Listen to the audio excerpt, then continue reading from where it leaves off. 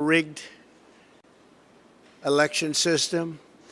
Nobody's ever seen anything like what's happening. Now I understand yesterday they're bringing up Russia again, that they've done for years. Never found anything. But they should be looking at China, Iran, lots of other places. I haven't spoken to anybody from Russia in years. They know that, but it's a scam. But it all goes back to the DOJ because we had a trial today. It's an appeal of a ridiculous verdict of a woman I have never met. I don't know. I have no idea who she is. She wrote a book and she made a ridiculous story up. She put it in her book, and we're now appealing the decision. We had an extremely hostile judge appointed by Clinton, very good friends of Clinton. I guess he presided over the marriage ceremony of one of the lawyers on the case against us. And it's very sad. Judge Lewis Kaplan, angry man. He was so angry. I went to the trial. I've been in a lot of litigation over the years. I've never seen such anger, or wanted to throw one of our attorneys in jail, who threatened her with jail. Nobody's ever seen anything like it over nothing. I've never seen such anger, but all of our judges, I mean, we had a brilliant judge, and I think a very fair judge in Florida. I think we have another judge who's very fair. I just ask for fair. I don't want anything different from anybody else. I just ask for fairness. We have another judge or a couple of judges that I think are fair. Then we have other judges that I think the whole thing is, I think the system is a disgrace. The case that we met on today, and then we're going to talk about job numbers, which are horrible, by the way, horrible, like really bad. And you know that. I'm sure you won't report on it, but the job numbers are terrible. We're going to talk about the appeal today. We had a great appellate lawyer go down representing us, and I think John did a very good job. You have a matter of minutes to speak. It's a very complex thing because it was a setup, a rigged deal. They had two witnesses. And before I start, I have no idea who this woman is. They have a picture from, they say, about 40 years ago, a picture. And the picture depicts her and her husband on a celebrity line where I was the celebrity. I've been a celebrity for a long time. And they were shaking my hands along with hundreds of other people. Nobody even knows where it is. The problem is she doesn't know the date of this incident. She doesn't know when. She doesn't know, was it in the 90s? Could it have been further than that? She has no idea when. And people do that because you don't want to give a specific date and then you find out that Trump or whoever it was in Europe. So they tend to do that. They take long periods so that this way, hopefully he was in New York at that time. But this is a disgraceful case, and disgraceful in particular because it's about a former president of the United States who is now leading in the polls to be the president again.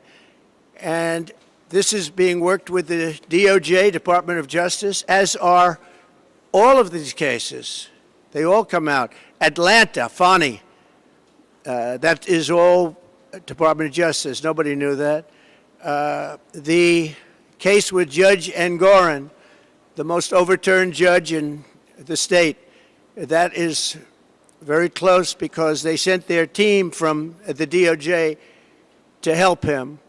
The district attorney, Alvin Bragg, that was all worked with. Again, they sent a top operative from the department, from the DOJ Department of, I call it the Department of Injustice, because they're using the Department of Justice to rig the campaign. These cases are disgraceful. Now, they're brought, for the most part, in front of very hostile areas where Republicans get 3 or 4%, like downtown Manhattan, in front of very hostile judges, like hostile like you wouldn't believe. Judge Mershon, Judge Engoron and Judge Kaplan, all of them hostile areas and very, very hostile judges. I've never seen anything like it. And very bad thing in this case, New York, very bad thing for New York. Businesses won't come to New York because of what took place with Judge Engoron. I can tell you that, and probably the rest of them also. But this case involved a woman who wrote a book, and I guess she said something in the book. That's when I first heard about it. I first heard about it in the White House. And of course, I denied the story because it's not true. I have no idea who the woman is, and I never met her. Now, I don't know about a picture that was taken 40 years ago with her husband on a celebrity line, so I don't think that counts. But as far as I know, I never met her. I never touched her. I would have had no interest in meeting her in any way, shape, or form. Her husband was a news anchor, actually, John Johnson, a very nice guy. She called him horrible things. We weren't allowed to say that in the trial. She said horrible things about him. I guess they're since divorced. He's a very nice guy, African-American, and she said very bad things. We weren't allowed to use that in the trial, which surprised a lot of people. But she made up a story, it fabricated 100%, that I attacked her at Bergdorf Goodman. You know, it's very interesting. I don't think they were allowed to use this either. Her favorite show is Law and Order.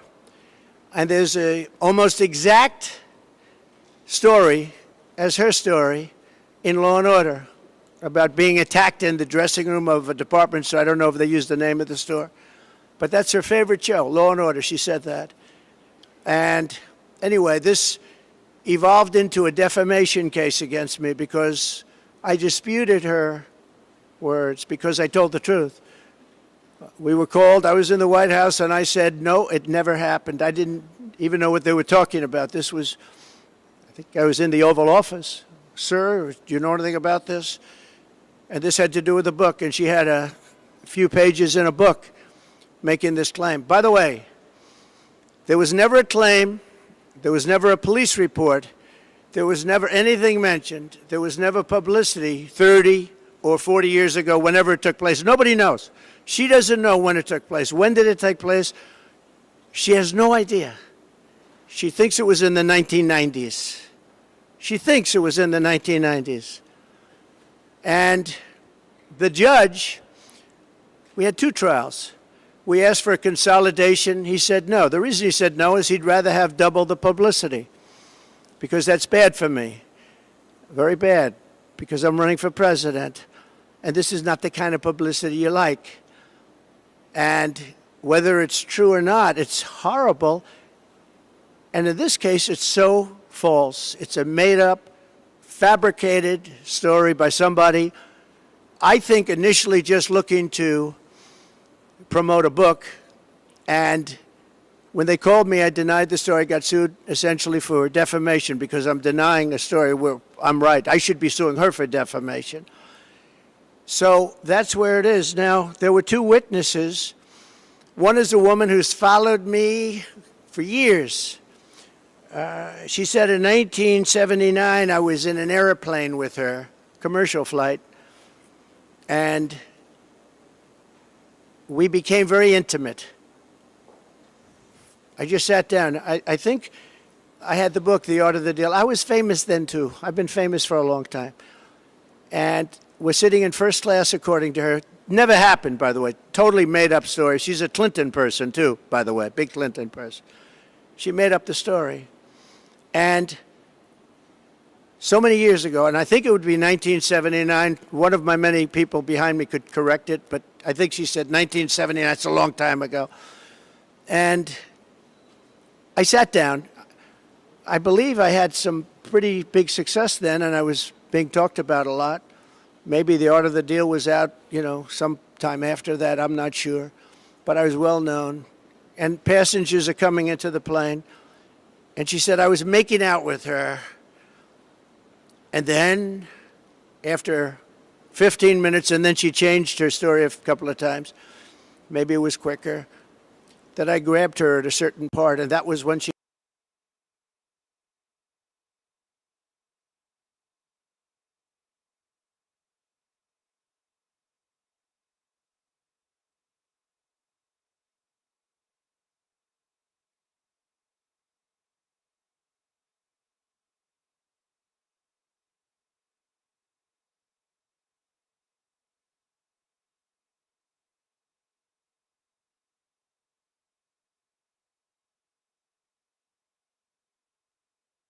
she would not have been the chosen one.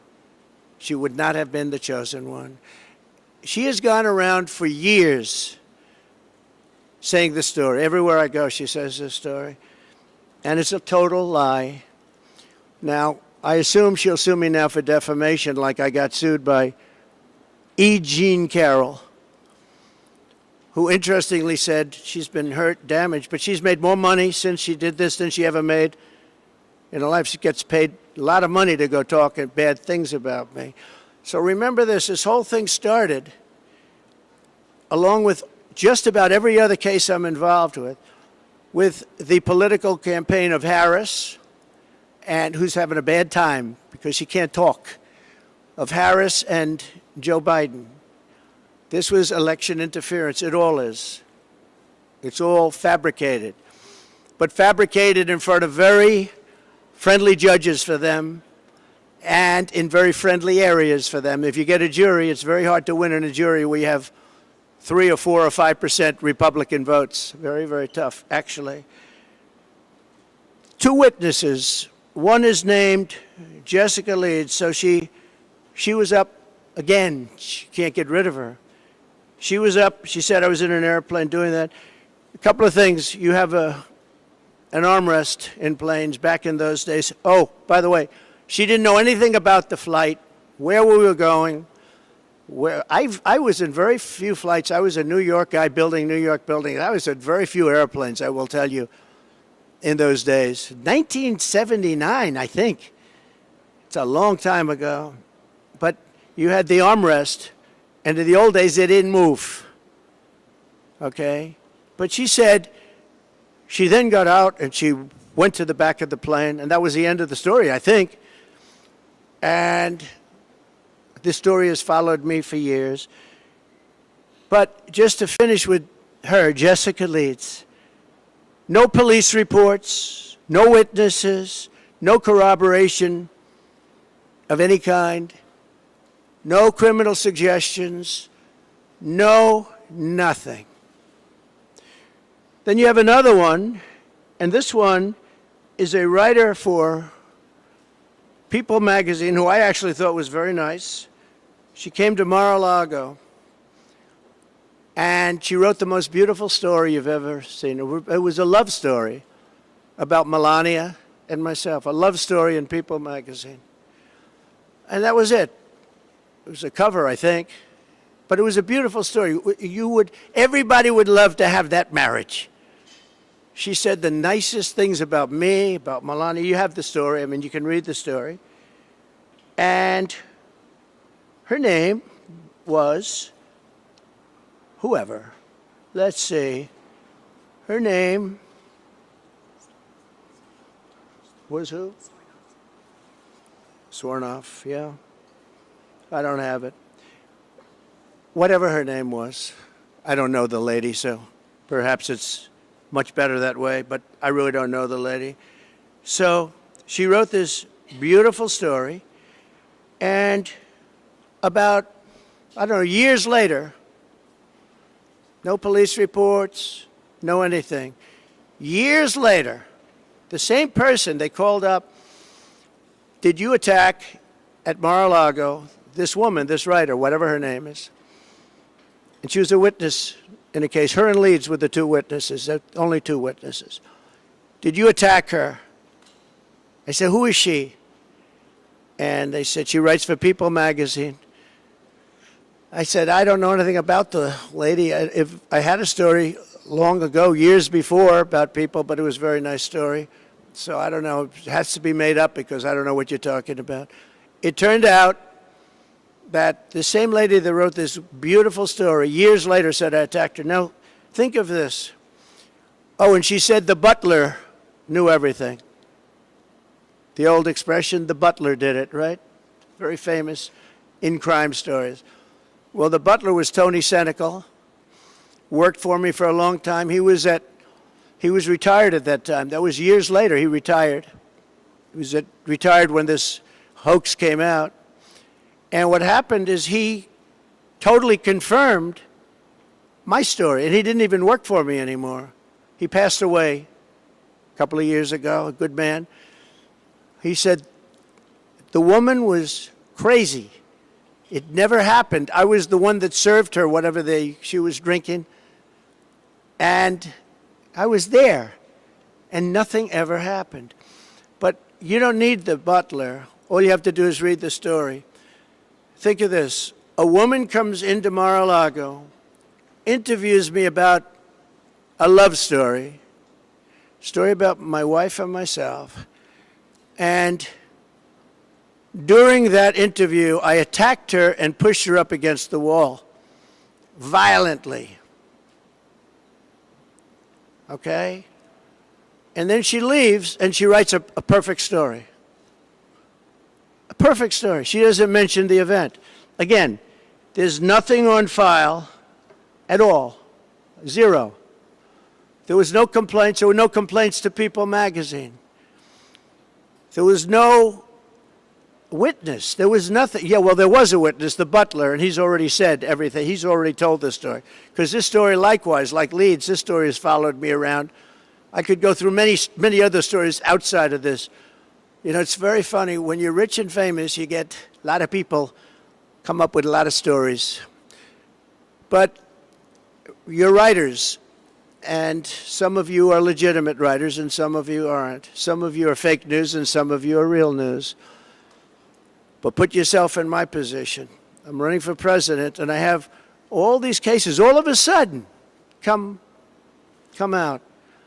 And they're fake cases, and they report back to DOJ, and you have Lisa Monaco, one of the people at DOJ who I saw the other day talking about the Russia hoax, and yet she's friends with Andrew Weissman and that whole group, and crew, who should be sued, by the way, because they're not a charity. All they are is a political organization that goes after Trump for the last 8 years. I mean, he's a sick person that runs that, too. But Lisa Monaco is in the Department of Justice, but she's a Andrew Weissman person who's been after me for years. So far, he's failed. And he's having a heart attack because I'm leading in the polls, I guess. If you look at the Nate Silver, very respected guy. I don't know him, but he has me up by a lot. So let's say we're leading, or let's say we're tied, or let's say what difference. I'm in the race. It's between two people, but I think we're leading by a lot because the opponent refuses to do an interview because she can't talk. And they're not going to skate through it. We're not going to have a Marxist president. The people are getting it. So we go down to court today to talk about this case is a scam. And all I can say is that I never met the woman other than this picture, which could have been AI generated. I don't know. Showed up out of nowhere, but it's fine. Nice picture with her husband, and lots of other people are online. It's a celebrity line. But never met her, never touched her, never had anything to do with her. The other thing is I was very famous then. If I would have walked into Bergdorf Goodman, the department store that she said, everybody would have said, oh, there's Trump. And it would have been, at that time, on page 6. Page 6 was the equivalent of today's internet.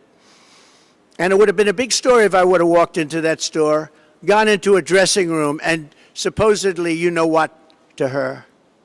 Never happened. Never happened. Total phony story. And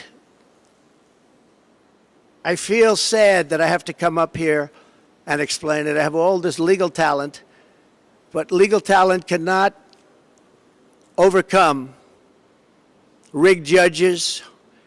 They can't overcome a 4% Republican area. And I'm disappointed in my legal talent, I'll be honest with you. They're good. They're good people. They're talented people. Today at the trial, they didn't mention the dress. So the Monica Lewinsky type dress was a big part of the trial. Big part of the trial. I said, why didn't you mention that? And I heard there was a dress involved. And I wasn't frightened at all because I did nothing with her. Never touched this woman, saw this woman, had no idea who she was. But they have a dress, sir. I said, so what? Well, sir, it's very serious. They used that dress to try and intimidate me. They used that dress with the public. That dress was such a famous dress. It was Monica Lewinsky, Part 2, the dress. And the judge wanted it for trial. And it was going to go into trial. And then they found out there was nothing on the dress, which I knew.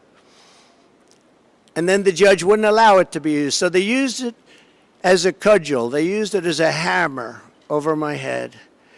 And then the judge, when he heard that it showed totally negative, the judge wouldn't allow us to use it at trial. Then there was an Anderson Cooper interview where she said essentially, no, he didn't rape me. She was selling her book. She wrote a book. The book would have been a total failure, probably was anyway, although probably sold more recently. Again, there's a woman that wasn't doing well until she came out with this stuff about me. And that's happened to others too, by the way. She's not the only one. But they have the Anderson Cooper tape. And in the Anderson Cooper tape, it's an interview of her. And Cooper says something to the effect, did he rape you? Did he rape you? He was so happy. Oh, did he rape you? And she gave a very good answer for me, but a bad answer for CNN, for Anderson. And he said, we're going to commercial break right now. We're going. Then she came back from commercial break, and she was much more hostile.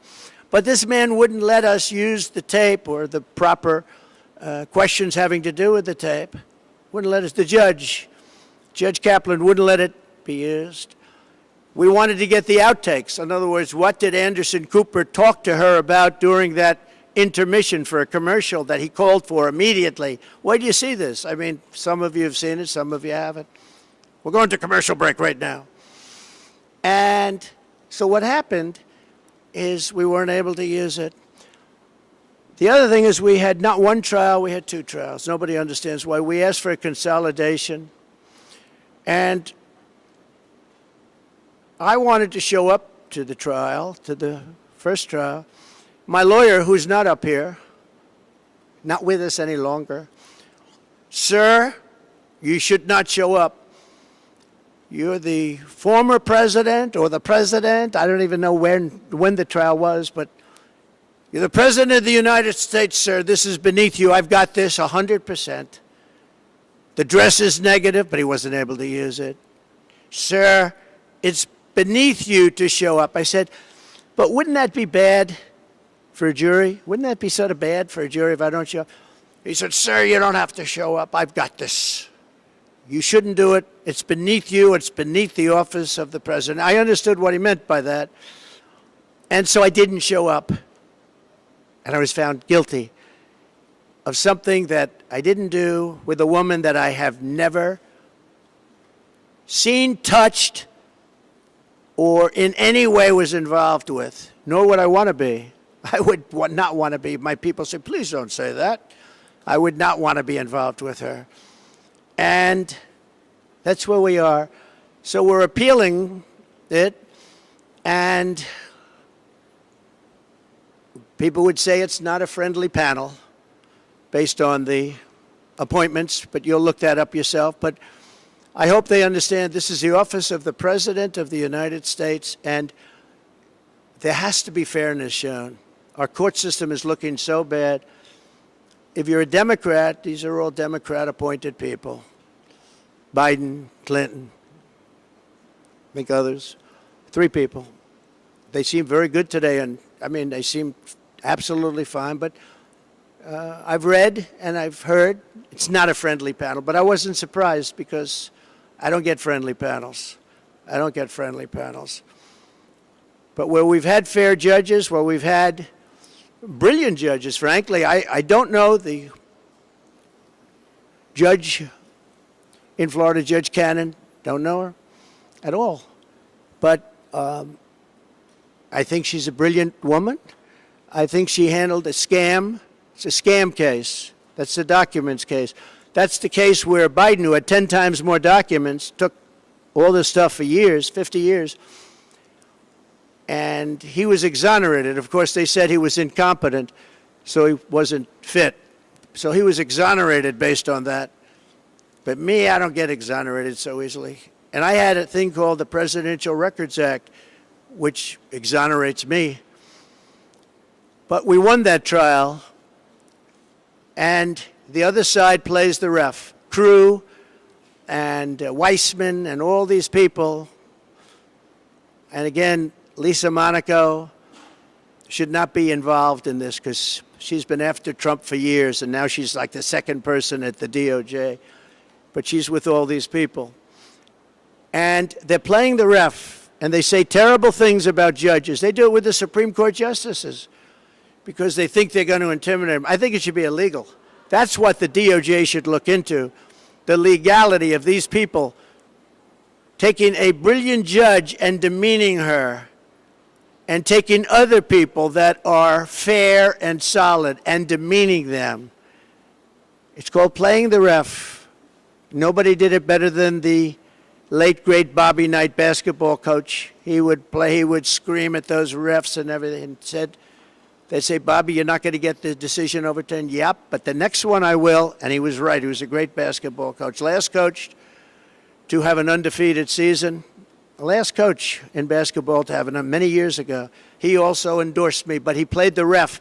These people are playing the ref when they are allowed to call for recusal, impeachment of a judge because they're not getting their way. And for some reason, the other side doesn't do that. They don't do that. The other side is much softer. Republicans play it a lot softer, but they play it legitimately. So I'm going to ask, if I might, Will Scharf to come up, just say a couple of words about what took place today. One of our attorneys working on this it's a ridiculous case. Remember, it never happened.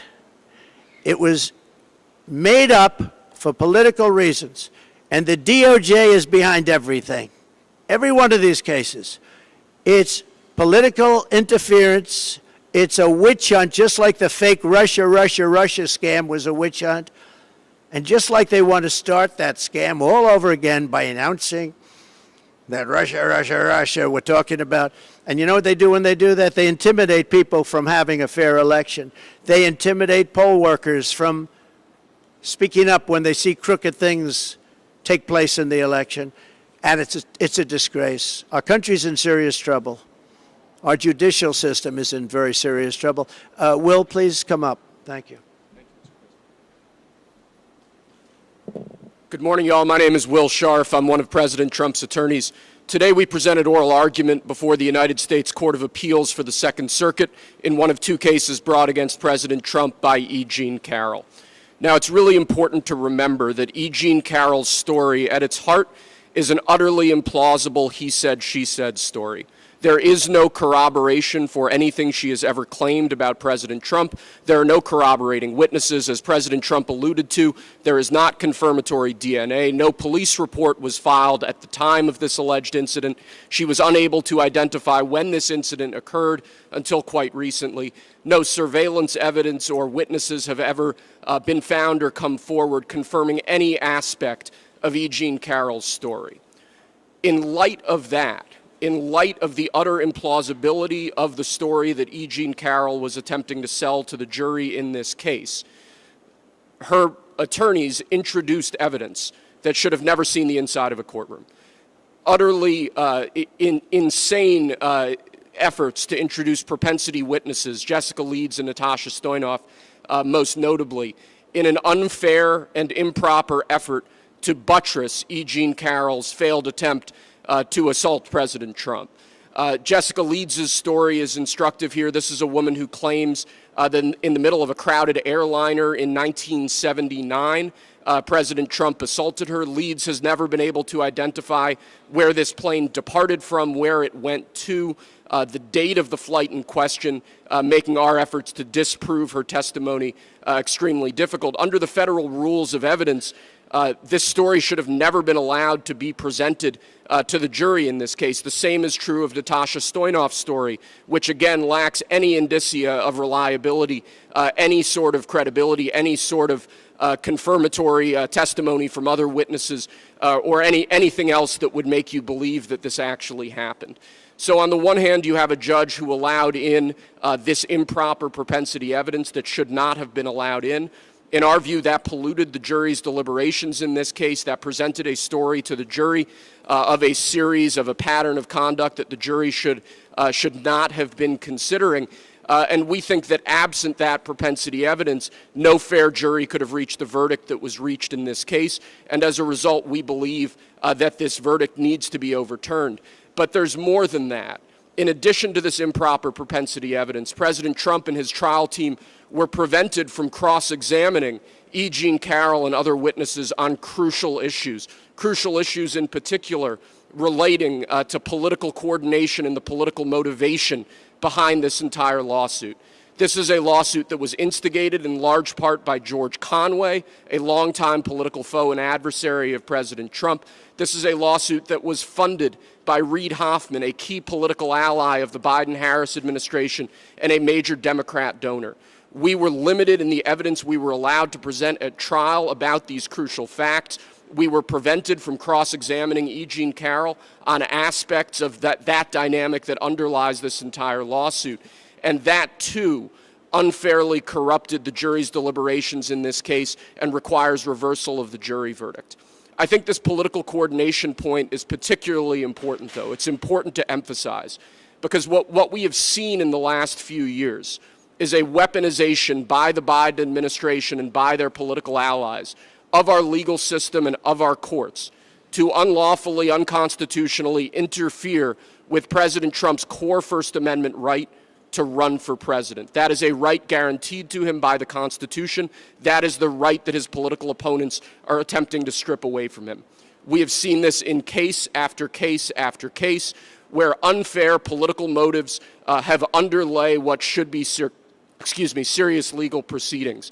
And I think when you look at this situation in toto, when you look at what the left, when you look at what the Biden-Harris administration is attempting to do to President Trump, this is insane.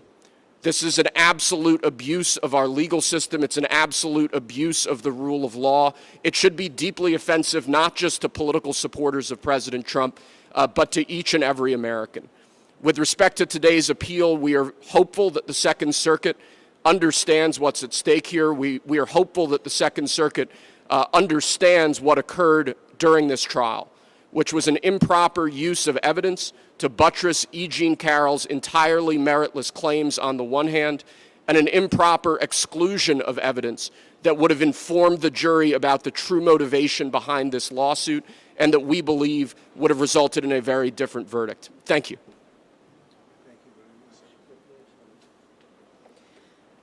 Good afternoon. I've done this one too many times, actually too many times for the last 3.5 years while President Trump has been trying to fight to get this country back. And I want to speak to the American women, and I want to speak to the people that need to get out and vote on November 5th. I have sat with President Trump for years now, while he has been targeted with lies and with judges, AGs, and DAs who have specifically run in this city and others on getting Trump. The Trump administration will fix this problem. We will stop Kamala Harris's regime, because she was there, let's not forget that, and she still is, of using officials from the White House, putting them in DA's offices, in AG's offices, and attacking your political opponent. And this country deserves better than this. We do. We should not be sitting here at a press conference talking about this. We did this in 2016, and every woman had no reports. They come out when it's election time. And as a woman who has stood with President Trump, who has spent extensive time with President Trump and with his beautiful family, I will tell you, that is not President Trump, and I completely am disgusted by what I have seen happen to this person, his family, and the Trump organization that we stand in right now. You must vote Donald Trump back in, because as an attorney, as a woman, as a mother, our future of this country depends on it, and we need to stop this from happening. The DOJ is supposed to help our country and protect us, not attack us because you cannot win in the polls. Thank you. Thank you very much, both. And just in finishing this, we have numerous other trials that are also very much in coordination with the DOJ.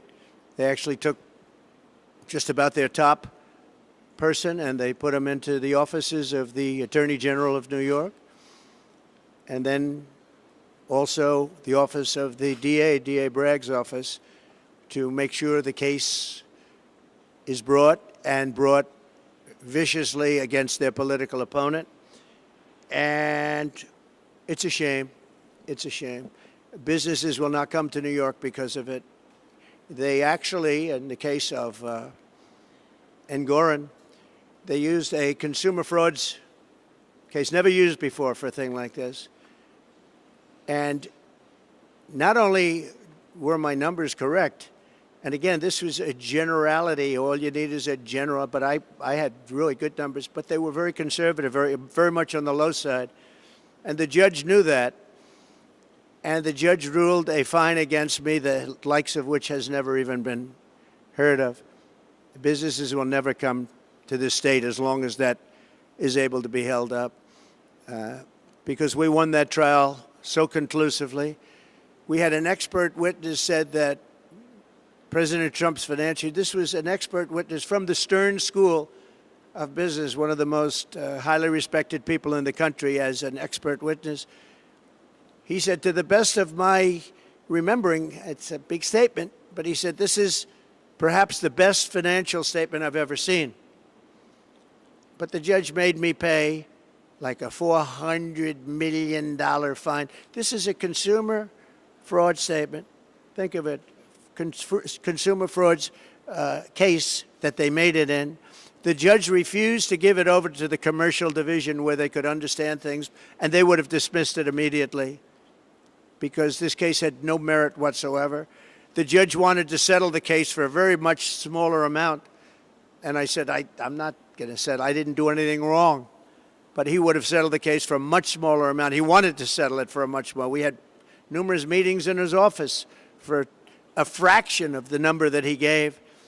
That was one of the interesting things. I figured that the worst that you could do is what he wanted to settle for, which was a very small number by comparison. And then he just came out with this number. This was a coordination with the DOJ.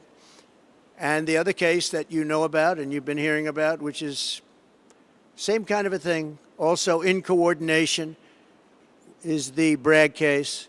And they actually wanted to put them together in New York. They wanted to put the DA case together with the Attorney General case, but they both wanted credit. They couldn't understand, they both wanted credit, so they had their own cases. And it's very corrupt in New York, and very, very corrupt. It's a very corrupt place and doing very badly. But when people see what happened, and when they see, I've had so many calls from business people saying, this is just terrible. Today, there was a story about somebody in Southern District who's highly respected, knocking the hell out of both of those cases, say it's an embarrassment they were allowed to be brought.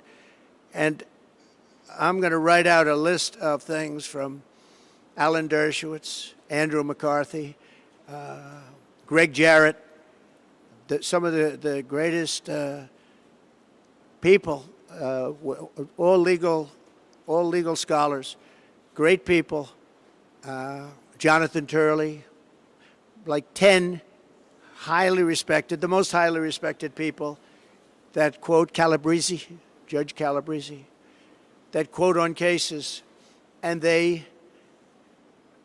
shockingly, they can't even believe it. They said this case should not have been allowed to be brought, and that's about pretty much both cases, but it's about the case that we have in front of Judge Mershon. That case is a disgrace. Should have never been allowed. I did nothing wrong. And he took a non-existent, expired, long expired by the statute of limitations, misdemeanor. He made it into 34 or something more than that counts of felony Nobody can even believe it. Over nothing. And if you look at that case, he wouldn't allow it. That whole thing was done by an attorney. I had nothing to do with it. That was done by an attorney, a sleazebag named Michael Cohen.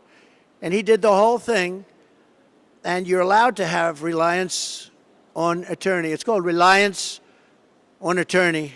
You have a reliance on attorney. Attorney's allowed to do things.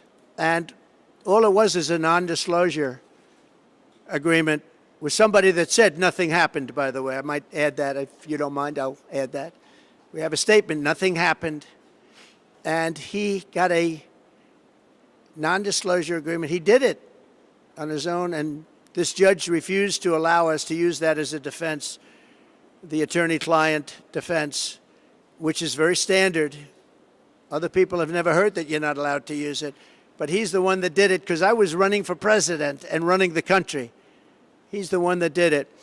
So all of these cases are a disgrace. But the case that we had today, downtown, I wish we could have mentioned the dress. Again, got the idea from Monica Lewinsky, but it was negative, wasn't allowed to be used. I wish we could have mentioned many of the other things, and I certainly wish we could have gone to CNN and got the outtakes, what's called the outtakes. What did Anderson Cooper tell her during the commercial? I'd love to find that out. So that's where we are. We have a very corrupt system of laws, but in that system we have some very good judges also, and I think in the end the good judges will prevail.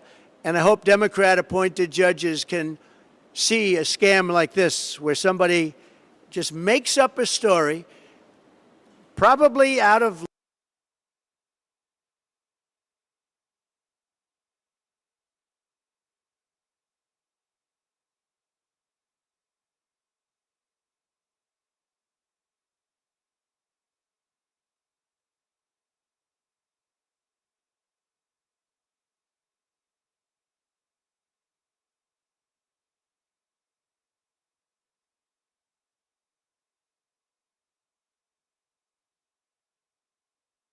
case, and he refused to do so. He wanted 2 cases.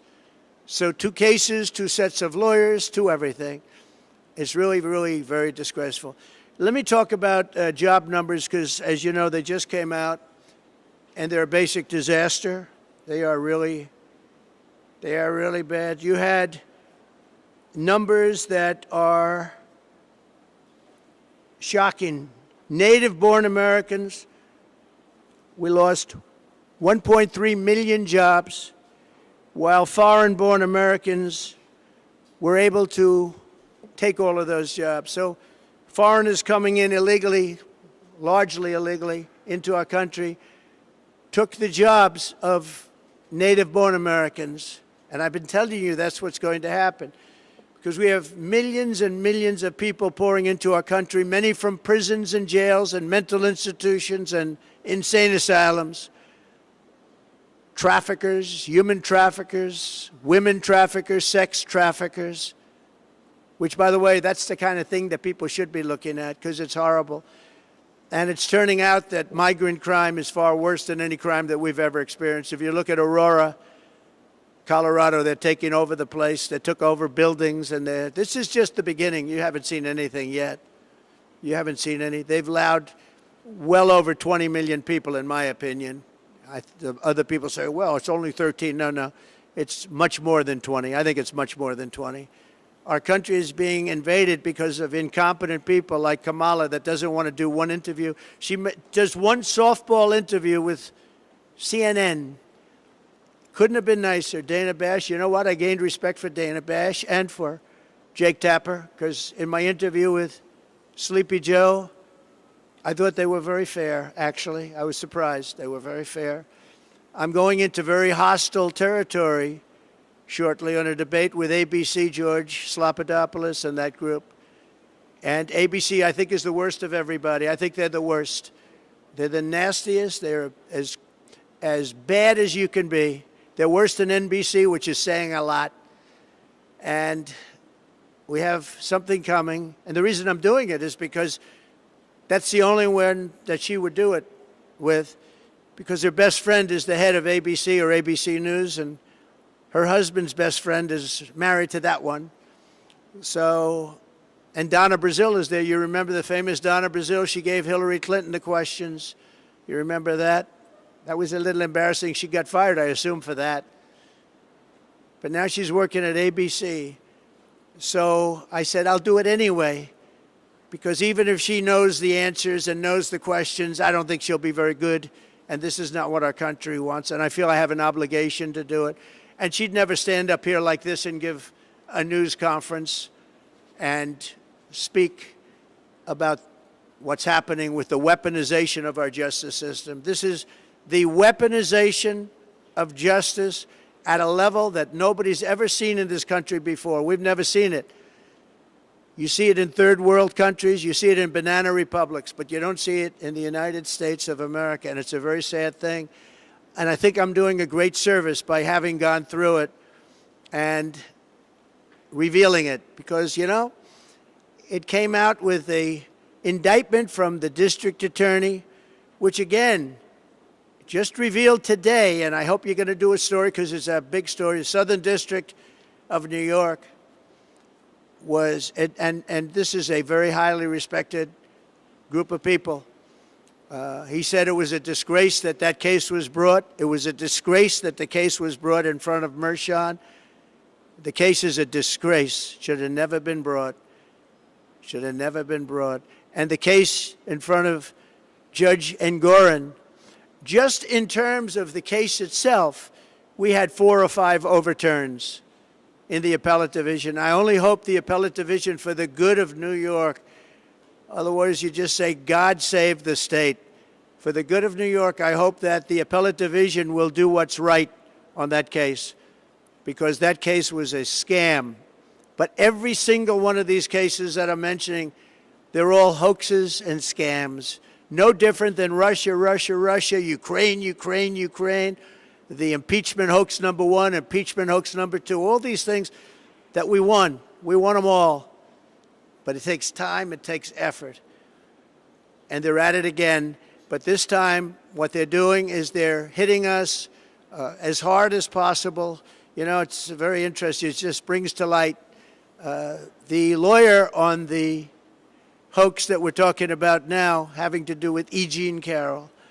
She said, the way to defeat Trump is go after him civilly as often as possible, make his life miserable, sue him all the time, keep him in court, and let him spend a fortune. That's the lawyer I have in the E. Jean Carroll case. And that's exactly what they've done. The only thing I can say that's good about it is the public understands. And my poll numbers, I believe, are higher now than they would have been without it, because the public understands it's a hoax, it's a scam, it's a political witch hunt, and some of you should be ashamed of yourselves. Thank you very much, everybody.